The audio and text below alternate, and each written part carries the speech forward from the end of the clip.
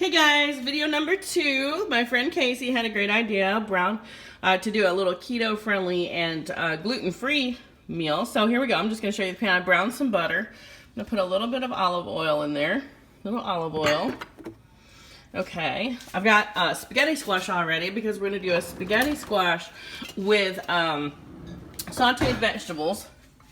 Sauteed in the brown butter and olive oil. So I've got yellow squash. I don't want my camera to get all foggy.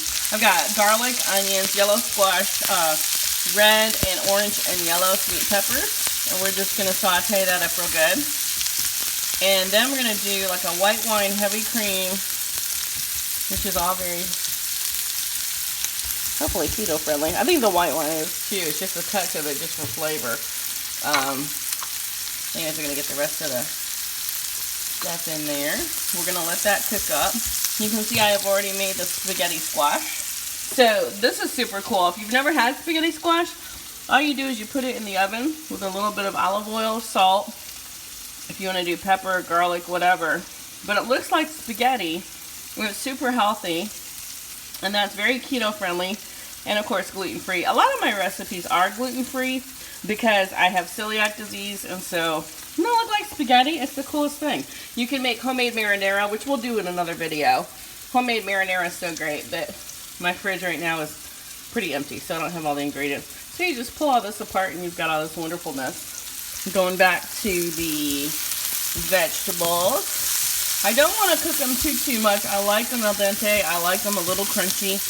And I think it's important to keep the nutrients a little bit in there. You can add mushrooms. If I had mushrooms, I would have totally added mushrooms. Zucchini, eggplant, whatever you want to put in here. And the fact that I don't have a protein in here is because my fridge is empty. But, I'll go to the store tomorrow. So there you go. Looks lovely, looks lovely. You can put whatever spices you want in there. I'm going to go low salt tonight. So I'm not going to put any salt because there's going to be salt in the little bit of goat cheese that I'm putting in there. Like I said, not a good creamy goat cheese that you would think. It doesn't taste, because some people don't like goat cheese, so it tastes a little too goaty or whatever. But it's a harder goat cheese. I'll show you here. You can cube it, and it's just really fantastic. All right, we're just about ready to make the sauce. I'm going to do just a touch just as a little thicker, a tiny touch of the gluten-free Bisquick. I use that when I need to thicken things up. I use that if you're not too into the keto and you want to bread something, but it's got to be gluten-free. So it's really a great substitute for flour. If you want to make chicken nuggets, you can dredge your chicken in this. So we're just going to get that just to make it a little bit thick. I'm going to put the white wine. And this is just a Colonel Jackson Chardonnay. If you can't drink it, don't cook with it. That's what I say. Oh, look at that. It's all bubbly and beautiful.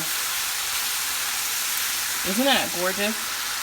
Again, we have yellow squash. We've got onions, garlic, red pepper, yellow pepper, orange pepper.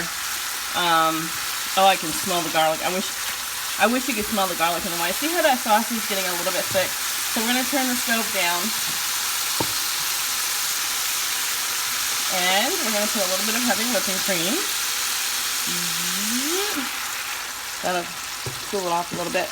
That sauce is going to be nice and thick, even with just a touch of the Bisquick. Alright, so this is for you, Casey. Gluten-free, pretty keto-friendly.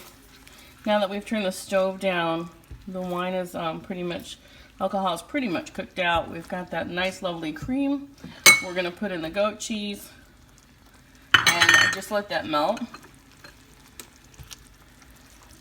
Which, you can turn the stove off at this point. Let the cheese melt in there.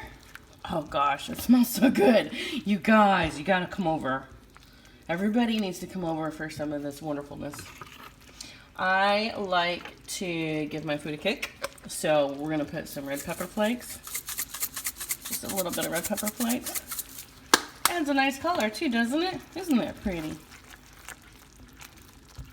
All right, as that's simmering and the cheese is melting, oof, a little Parmesan would be good in here too, if I had some. All right, so we're gonna put some spaghetti squash in the plate. I'm not too hungry. I had a nice lunch today. This is basically just to show you a little spaghetti squash there. Let me get a nice deep spoon.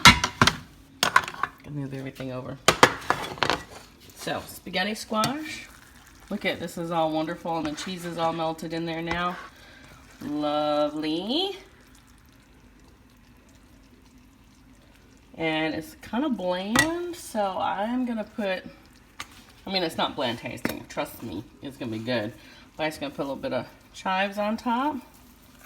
Okay, a lot of chives on top. And there you go. We got spaghetti squash with vegetables and a white wine and cream with goat cheese sauce. I'm sure it's gonna be delicious. So anyway, there you go, recipe number 2. And I hope you guys have a great evening. Until next time.